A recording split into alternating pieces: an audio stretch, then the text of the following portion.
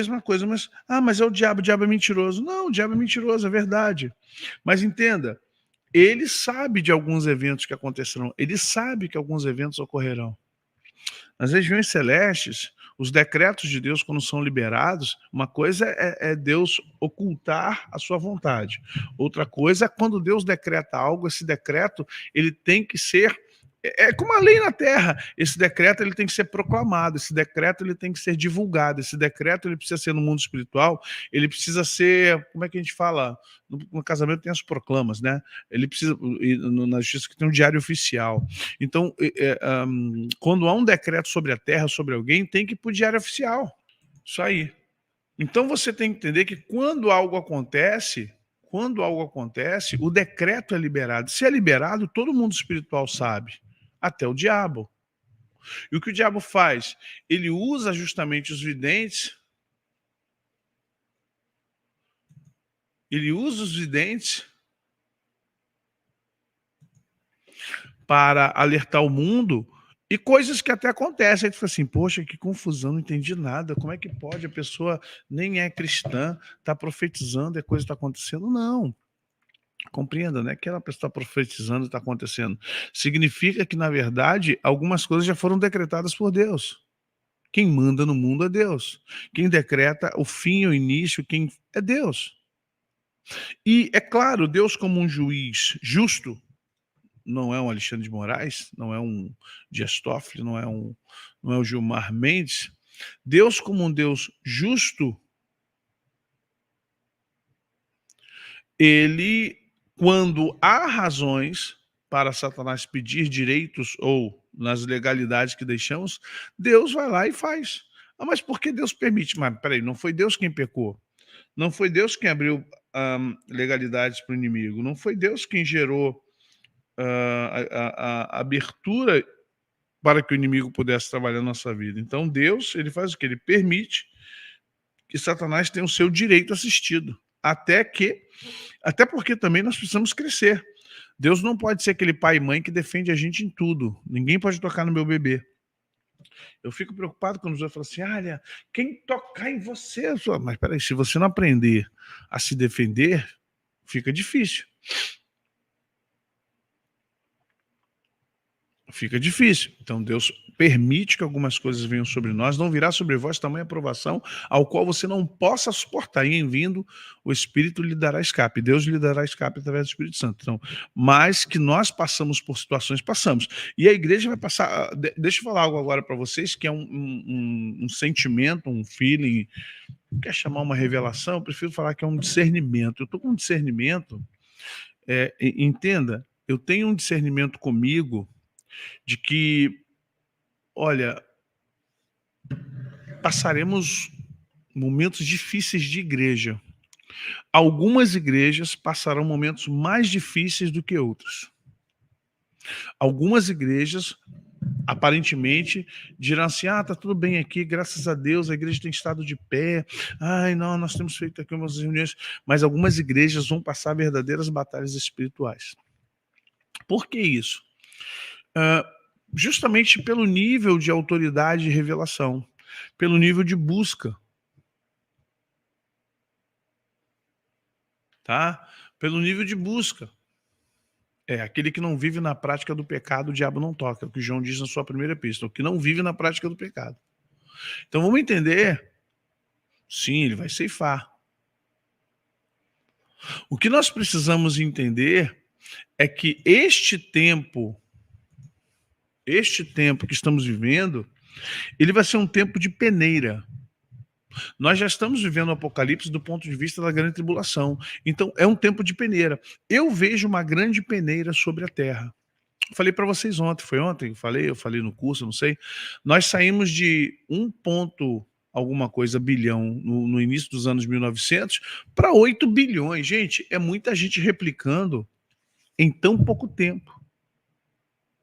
O céu, quando eu falo céu, as dimensões celestes já estão se preparando para receber os santos.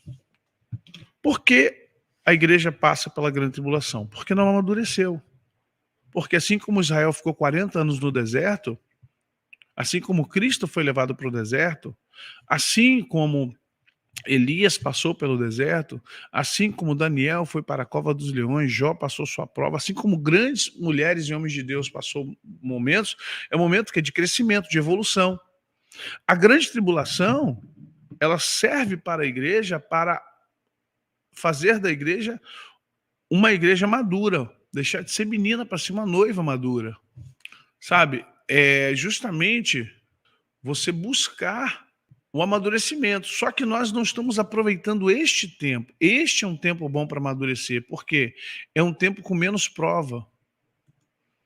É um tempo com menos, sabe, com menos propensão de falha. Ah, mas eu falho tanto, você não sabe o que é falhar quando você realmente buscar, querer e não conseguir.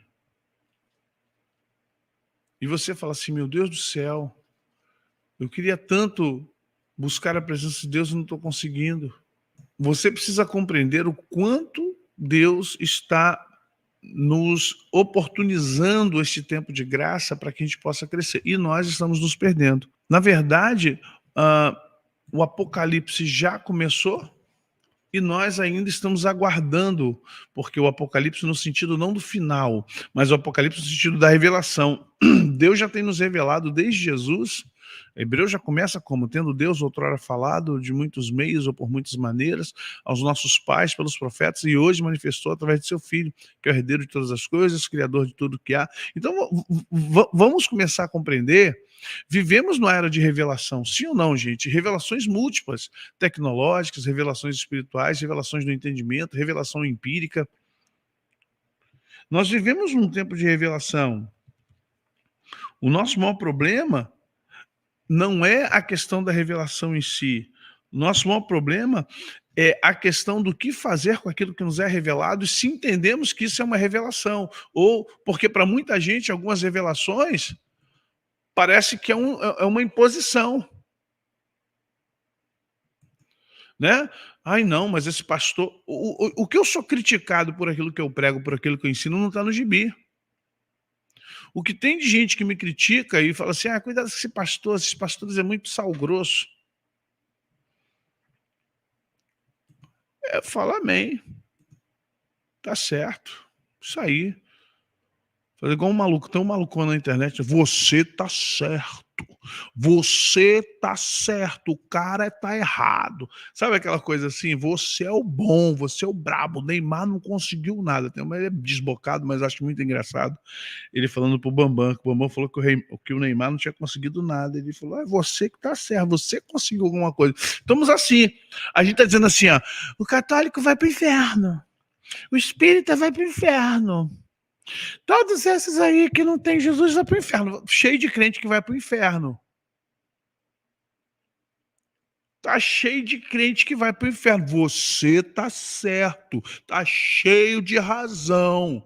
Né? Eles estão na ignorância. Você vai para o inferno sabendo que tá indo com seus próprios pés. É isso aí.